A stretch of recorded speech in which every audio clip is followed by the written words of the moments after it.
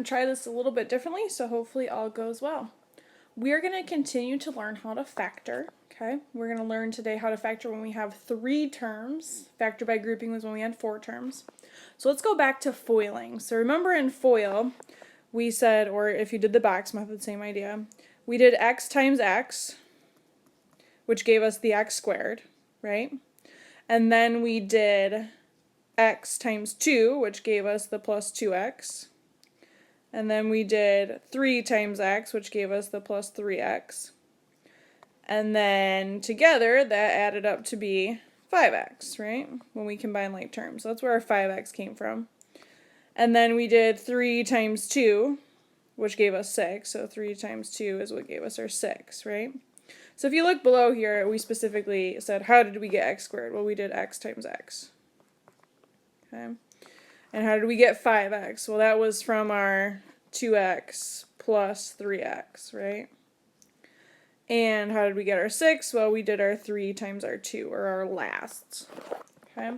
So thinking about FOIL, we want to be able to undo FOILing. Okay? So that's where factoring comes into play here. So we really need to remember the middle term. That's the hard part here, is getting how did we get the 5x and how did we get the 6. The x squared is usually pretty easily. We know that's x times x. Okay, so let's keep going here. I wrote out a list of steps here, which I'll kind of explain. So when you can read these if you want.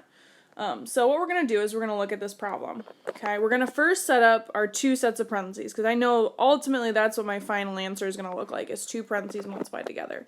Now, our first term is easy. We know to get that, we have to do our x times our x. So we can just fill those in. Okay? But now, we need to think about something going on with the 6x and the 8. Okay? How do we get those together? Because they rely on each other. So what we want to do is we want to find something that multiplies to be 8, but adds or subtracts to be 6. So what I would do, and some of you can do this in your head, but just to start off with, I'm going to think of all the numbers that multiply to be 8. So I'd have 1 and 8, 2 and 4. Well, 1 plus 8 isn't 6, that's 9, and 1 minus 8 would be 7, or a negative 7, so that's not going to do anything. But 2 plus 4 is 8, or I'm sorry, 2 plus 4 is 6, and 2 times 4 is 8. Okay? So I know if I'm going to put a 2 and a 4 there, okay? So I know when I do my last, or my outsides, and my insides, 4 times x is 4x, and 2 times x is 2x. Well, if both of those are positive, I would get a positive 6x. So I'm going to put a plus sign here and a plus sign here. So my final answer, just written out, would be x plus 2 times x plus 4. Okay, so that is the ultimate final answer for this. This is completely factored down. So I found a number that multiplied to be 8 and added or subtracted to be 6. And if I were to FOIL this back out, you could use the box method or FOIL. X times x is x squared. X times 4 is 4x. 2 times x is 2x, which adds to be 6x. And 2 times 4 is 8. Okay? So let's go ahead and try another one. So why don't you pause the video right here, try it, and then come back and see how I did it and make sure you got the same answer. So again, I'm going to start with my 2 sets of parentheses, and I know to get x squared, I'm going to do x times x, okay? And I need to multiply to be 6 and add or subtract to be 5. Now a little hint, if you have both of these being positives, it's going to be both positives here and here. But if you don't want to memorize something, you don't have to, okay? So I'm going to look at the number 6 and say, okay, I have 1 and 6, 3 and 2. Excuse me. So I'm saying what can add or subtract to be 5? Well, 1 and 6 can, right? But what'll happen is if I put a 1 and a 6 here, okay, this would give me 6x and this would give me 1x. Well, I'd have to subtract them to get a positive 5, so I'd have to have a minus 1. So there'd have to be a minus here and a plus here. But negative 1 times positive 6 gives us a negative 6, so that doesn't work out. So what I'm going to do is I'm going to erase this.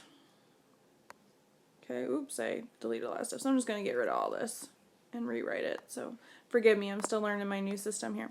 So again, I'm going to have my 2 parentheses and an x and an x. So we know 1 and 6 didn't work because we can't add them together. So we're going to try 3 and 2. And again, when I multiply these, x times 2 is 2x. and 3 times x is 3x. Now if I do a positive 3 and a positive 2, that will in fact give me a positive 5x. So plus plus. So again, my final answer here would be x plus 3 times x plus 2.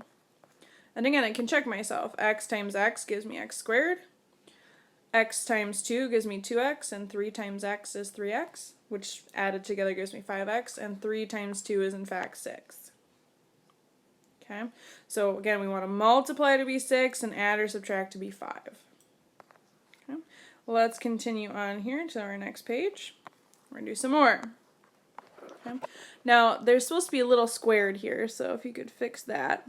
Okay, so we have c squared minus 10c plus 16. Whenever we see a minus somewhere, good chance there'll be a minus somewhere in our answer key, okay? So again, set up my 2 sets of parentheses. Okay, and since our variable is c, this time I know c times c is c squared. Okay, if there's ever a number in front, we're going to go over that in our next section, then we have to do things a little bit differently. But for today, there's not going to be any numbers in front. Our leading coefficient is 1. So I'm going to look at the number 16 here, and I'm going to do green just to change up the colors here. So I know 1 and 16, 2 and 8, 4 and 4. Now again, some of you are going to be able to come up with, 2 and 8 adds up to be 16 or subtracts to be 10. Whatever, okay? You can figure that in your head. But if you need to write it out, go ahead and do that. So 1 and 16 will never get me negative 10. 4 and 4 will never get me negative 10. But 2 and 8 will. So I'm going to put my 2 and my 8 in here. Okay, and now we need to figure out what the signs are going to be. So c times 8 is 8c, and 2 times c is 2c. Now my ultimate goal here is to get a negative 10. So let's say we make the 8 negative. Well, that would mean a positive 2, negative 8, that would be negative 6. That doesn't work. If we make just the 2 negative and the 8 positive, that would make a positive 6. But if I make them both negative, negative 2 and negative 8 would add up to be negative 10, right? So I'm going to make both signs negative. Put that 8 back in there. So negative, negative. Okay? And again, I can check myself. C times c is c squared. C times negative 8, because remember I got to take that sign, is negative 8c. Negative 2 times c is negative 2c. And then negative 2 times negative 8 gives me a positive 16. So whenever you have a plus sign here is the last one, you either need to have both plus signs or both negative signs here, okay, to get a positive, just so you know. So my final answer, just written down with less work, is c minus 2 times c minus 8. Okay, so that is my final answer. That is factored form. Again, you can always check your work foiling and see if you get this answer back. And if you do, you did it right. So that's the nice thing about factoring, is you can always check your work. Okay? So I'm going to go to this next one. So why don't you pause the video here, try it on your own, and then come back and see if you got the right answer. Again, my first goal is to start with my 2 sets of parentheses, and I know it's going to be C and C here. Okay? Now 18, if I'm looking at my list of 18, I know I have 1 and 18, 2 and 9, 3 and 6. And I'm trying to get a positive 7. Okay, so that's adding or subtracting. 1 and 18 will never get me 7. 3 and 6 will never get me 7. Because 3 plus 6 would be 9, and 3 minus 6 would be 3, and we could have positives and negatives of that. And same with 1 and 18, right? That'll get me 17 or 19. Not helpful. But 2 and 9... if I do 9 minus 2, that should give me a positive 7. So I'm going to put my 9 here and my 2 here. And again, I would get 2c and 9c if I were to FOIL my terms here. So I want a positive 7, okay? So I want a positive 9 and a negative 2, because positive 9 and negative 2 would in fact give me a positive 7. So I'm going to put a plus with my 9 and a minus with my 2. And again, when I do 9 times negative 2, that gives me a negative 18. Okay? So that's how we're getting that. So my final answer would be C plus 9 times C minus 2. Whoops, sorry. Parentheses and C's don't really go very well together here. Okay? Hopefully we can kind of see this pattern. Again, we're still trying to multiply to get 18 and add or subtract to get 7, if you've forgotten that part. Alright, let's try another one. Go ahead, again, for these next two, pause the video before I start and see what you can do without my help. So again, 2 parentheses sets. I'm going to say y and y. As you start doing these more and more, you're going to start seeing the numbers. So like 24 and 5, I'm going to say 8 and 3. But again, if you're making these lists, that's not a bad thing. So 1 and 24, 2 and 12, 3 and 8, 4 and 6. And again, remember I was like, okay, 1 goes into it, 2, 3, 4, and then there's a 5, but 5 doesn't go in, and then I have my 6. Okay, if you remember that from the other day when we were doing greatest common factor. So 1 and 24 will never be 5, 4 and 6 will never be 5, 2 and 12 will never be 5. So I know it's probably going to be 3 and 8. Okay, so 8 times y is going to be 8y, and 3 times y is going to be 3y. And I'm trying to get a negative 5. So if I want a negative number, I want my bigger number to be negative, okay, and my smaller number to be positive, unless they both need to add together to be the number. But in this case, negative 8 plus 3 would give me a negative 5. So this would be plus and this would be minus, okay. And I need to double check that negative 3 or positive 3 times negative 8 does in fact give me negative 24, okay, which it does. So my final answer here would be y plus 3 times y minus 8. Now, if you're unsure, feel free to try some other numbers. I mean, you can put 1 and 24 in and be like, oh, 1 and times y is 1y, and 24 times y is 24y, and that'll never equal 5, okay? But hopefully you can start to get those multiplication facts up a little bit better for you. Okay, I'm going to go ahead and move on. Last problem, I believe. So we're going to try this one, so go ahead, try it on your own, pause the video. I'm going to set up my two parentheses, x and x. Again, we just looked at the factors at 24, but if you need to write them again, go ahead. So 1 and 24, 2 and 12, 3 and 8, 4 and 6. And I'm trying to add up to be 11. Okay, so 1 and 24 won't do that, 2 and 12. 8 and 3 will, 4 and 6 will not. Okay, because 4 plus 6 would be 10. Okay, and subtracting that wouldn't help. We'll go with green again. So I'm going to do my 3 and my 8 here.